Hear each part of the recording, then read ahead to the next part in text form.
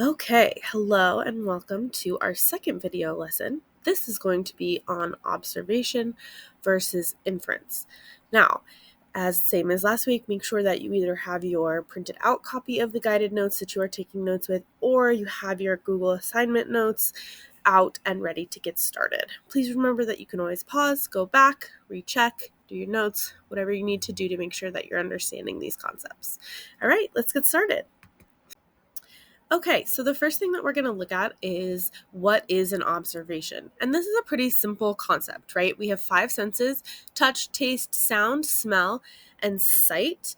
And an observation is when you notice something using one of these senses, right? So you walk into the classroom and you smell the strawberry air freshener, or you are doing silent work time and you hear other students talking, right?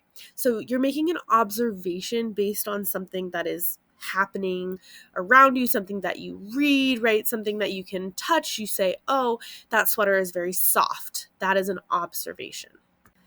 Again, going back to our examples here, it's going to be something that's tangible, that you can feel, that you can hear, that you can touch, that you can see, you can taste. Ooh, this sour candy is super sour. Oh my goodness, right? You walk in the classroom, this smells good. You can't believe it's raining again, right? Because you see that it's wet outside and you say, oh, it's raining, right? You see the raindrops. So it's an observation. So now we're going to look at what is an inference. And we've talked a little bit about this last week, and it's something that we're going to talk about quite often. So an inference is when you're reading between the lines, when you're making that educated guess, right? So you're combining something that you already know with evidence from something. In most cases for us, it's going to be from a text or an article or something like that. However, you can make an inference in everyday life. For example, going back to what I just said, you look out the window, you can't see rain, but you do see that the ground is wet, right? You can make an inference that it was raining. Or if you see that there are no clouds in the sky, you can make an inference that maybe the sprinklers were on, right? You can't see the sprinklers, but you're inferring that they were there because you know that if there's no clouds in the sky, it's less likely that it was raining. So you search for other options and you think, I know from my background knowledge that sometimes the ground gets wet from the sprinklers. So you can make an inference that that is why the ground is wet. So going back to our examples here, right? So if you walk in and you smell the air freshener in the classroom, right, you can infer that the teacher must have an air freshener somewhere, right? Even if you can't see it. Now, if you can see it, then it's an observation. But if you can't see it, then you're making an inference, right? So again, it's raining, so I bet we will have indoor recess today. You're combining your background knowledge saying, oh, remember last week when it was raining and so we stayed inside?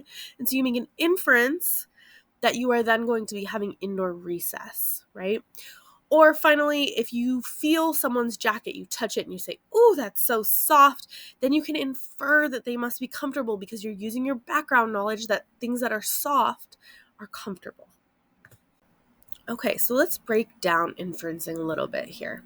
There's going to be two main parts to inference: what you already know, and then text evidence, right? So let's talk about what you already know. You're basically using what you know about the topic, about the world, to make connections to the things that you read, see, or hear. So you are using your background knowledge. And even as a sixth grader, you guys have so much background knowledge about so many things.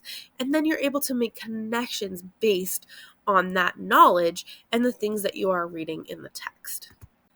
So then when we look at our evidence in the text, right, when we look at our actual story or article or biography or whatever it is that we're looking that week, you can use evidence, right, to make educated guesses about characters, about plot, other story elements, right, that might not be in the text, because authors use this strategy often. They sort of assume that their readers can make inferences to really understand the text so they don't have to just lay everything out. Have you ever heard when you're writing, someone will tell you to show, not tell, right? And that's going to come back to inferencing, because if we didn't make any inferences, then an author would have to tell us every single thing. This character feels sad, but it takes away from the artistry of the story. It takes away from the feeling, from the mood, from the tone. So instead, they show us that the character is feeling sad, and then we infer that they are feeling sad. Now that we know what an observation is and what an inference is, we're going to start talking about why do they matter to us? How do we use them and why are they important? So when we look at the importance of inferring in a text, there are several things that it helps us to do, right? So we can infer a character's emotions based on their actions and dialogue. So again, going back to that sadness where we're not being told that someone is sad or happy or excited, we're being shown that, and then we're able to connect with that character in a deeper way.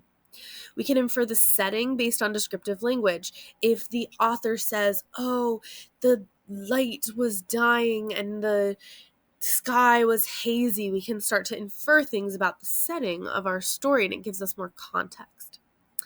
We can infer a character's motivation based on their behavior. Are they being sneaky? Are they being courageous? Are they being brave? What is their motivation behind how they're acting? And again, this helps us to connect to them. And then finally, we're going to be able to infer the meaning of unfamiliar words using context.